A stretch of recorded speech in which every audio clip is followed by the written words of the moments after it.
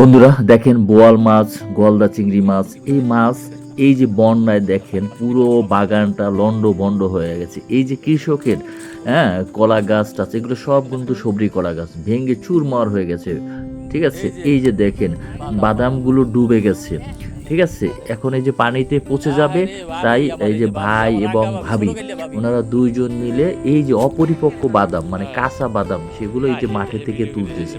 কারণ এগুলো যদি মাঠে থাকে, এই দেখেন না পানি জমে আছে, একটা বাদামও ঠিক থাকবে না, সবগুলো গছ দিয়ে যাবে।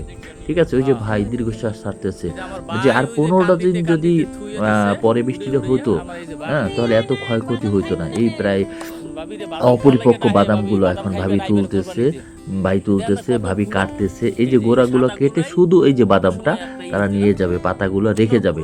এই পাতাগুলো কেউ গরুরে খাওয়ায়, আবার কেউ ওই যে মাঠে রেখে যায়। এগুলো পচে ফাঁস হয়, এই যে কেটে কেটে দাও দিয়া। ঠিক আছে, এই যে বাদামগুলো এখনো বাকি আছে অনেক, সেগুলো তুলবে। আর আমি এদিকে মাছ মারলাম, দেখেন এই যে ওই যে কত কিছু মাছ।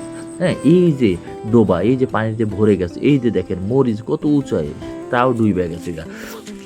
এই যে আমাদের মরিচ খেত, এই যে আমাদের ঠিক আছে, জাল দিয়ে বেড়া দেওয়া। তারপর এই যে আমার ভাগিনা, সে দাও দিয়ে মাছ ধরতেছে। ঠিক আছে, সে মাছ ধরেছে, ওই যে তার লুঙ্গির চিপার ভিতরে সে মাছ গুজে রেখেছে। তো দেখি মামা মাছ, এই এই যে দেখেন, ওই যে দেখা যায় ট্যাংরা, ছোট পুঁটি, কই। তো ওরা ছোট ছোট মাছ ধরেছে, কিন্তু আমি এই যে ডাল খেতে, এই যে একদম টইটম্বুর পানি, আমি এখানে বোয়াল মাছ ধরবো। আমি আশা আছি আমি মাছ ধরলে বোয়াল মাছ পাই, এবং আপনাদেরকে দেখাবো আমি কয়টা বোয়াল পেলাম, কি কি পেলাম।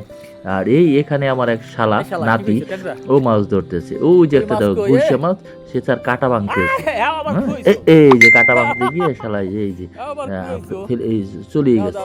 এখন কোচ দিয়ে মাছ ধরছে, কোচ দিয়ে মাছ ধরতেছে। ও আমার সাথে মাছ ধরছে, ও ওই যে বোয়াল মাছ পাইছে 3টা। ঠিক আছে, আমিও পাইছি 3টা। তো আমি আবার সাথে জাল দিয়ে মাছ ধরেছি, তো আমি আবার পুঁটি মাছ পাইছি, বাইং মাছ পাইছি, কই মাছ পাইছি, নানা প্রজাতির